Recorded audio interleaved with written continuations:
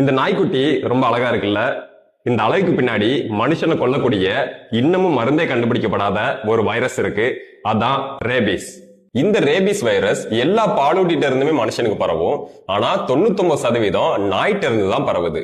மதுரையில ஒருத்தங்களுக்கு 4 மாசத்துக்கு முன்னாடி பூனை கடிச்சிருக்கு. அவங்க ரேபிஸ் தடுப்பூசி போடாததால 2 நாள் முன்னாடி ரேபிஸ் வந்து இறந்துட்டாங்க. இந்த ரேபிஸ் வைரஸை நாம தடுப்பூசி மூலம் 100% கண்ட்ரோல் பண்ண முடியும். ஆனா தடுப்பூசி போடாம விட்டா இப்படிதான் ஆகும். இதுக்கு பேரு ஹைட்ரோபோபியா. தண்ணியை பார்த்தாலே பயப்படுவாங்க. இது ரேபிஸ்கான ஒரு சிம்டம்ஸ். இந்த சிம்டம்ஸ் வந்துட்டா எந்த மருந்தாலையும் நம்மளை காப்பாற்ற முடியாது. 100% சாவு உறுதி. ஒரு வெறி நாய் நம்மளை கடிச்ச உடனே ரேபிஸ் பரவாது. இந்த ரேபிஸ் வைரஸ் ரொம்ப பொறுமையா தான் நம்ம மூளையை நோக்கி டிராவல் ஆகும். இப்போ ஒரு நாய் நம்ம கால்ல கடிச்சிட்டா கால்ல இருந்து வைரஸ் மூளைக்கு போறதுக்கு 6 மாசம் கூட ஆகலாம்.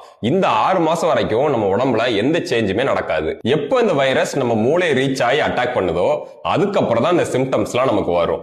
ஒன்ஸ் இந்த சிம்டம்ஸ் வந்துட்டா எந்த ஒரு தடுப்பூசியோ இல்ல எந்த ஒரு மருந்தோ வேலை செய்யாது.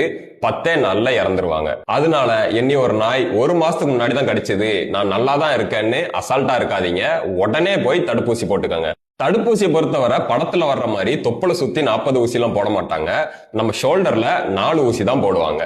கடிச்ச அன்னைக்கு 1, 3வது நாள் 1, 7வது நாள் 1, 28வது நாள் 1, அவ்வளவுதான். யாரெல்லாம் இந்த ஊசியை போடணுங்கிறத வேர்ல்ட் ஹெல்த் ஆர்கனைசேஷன் 3 கேட்டகரியா பிரிச்சிருக்காங்க. கேட்டகரி 1, இப்போ ஒரு ரேபிஸ் நாய் உங்களை நக்கிருச்சு, ஆனா அந்த இடத்துல உங்களுக்கு புண்ணோ இல்ல வெட்டுக்காயமோ இல்லைன்னா அதான் கேட்டகரி 1. இதுக்கு எந்த ஊசியும் போட தேவையில்லை, நல்லா சோப் போட்டு வாஷ் பண்ணாலே போதும். கேட்டகரி 2, நாய் உங்களை பிரண்டினாலோ இல்ல நாய் நக்கின இடத்துல உங்களுக்கு ஆல்ரெடி ஒரு புண்ணு இருந்தாலோ இதான் கேட்டகரி 2. இதுக்கு 4 தடுப்பூசி போடணும். கேட்டகரி 3, நாய் உங்களை கடிச்சு ரத்தம் வந்தா இதான் கேட்டகரி 3. இதுக்கு 4 தடுப்பூசி கூடவே இம்யூனோகுளோபுலின் சேர்த்து போடணும். இம்யூனோகுளோபுலின்ங்கிறது என்னன்னா, இப்போ நம்ம தடுப்பூசி போட்டா அந்த தடுப்பூசியில இருந்து எதிர்ப்பு சக்தியை உண்டு பண்ணவே நம்ம உடம்புக்கு 2 வாரம் ஆகும்.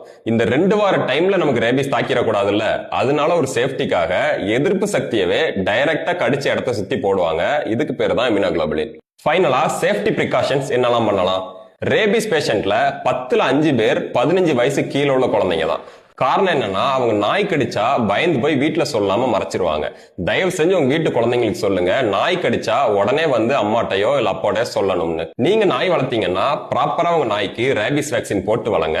தெருநாயோட உங்க நாயை சுத்த விடாம பாத்துக்கோங்க. தெருநாய்களுக்கு தாராளமா சாப்பாடு வைங்க.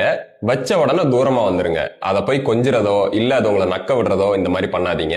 ரேபிஸ் மனுஷனுக்கு வர்றதுக்கு தெருநாய்களும் ஒரு முக்கியமான காரணம். முடிஞ்ச அளவு இந்த வீடியோ எல்லாருக்கும் ஷேர் பண்ணுங்க. நிறைய பேத்துக்கு இது போய் சேரட்டும்.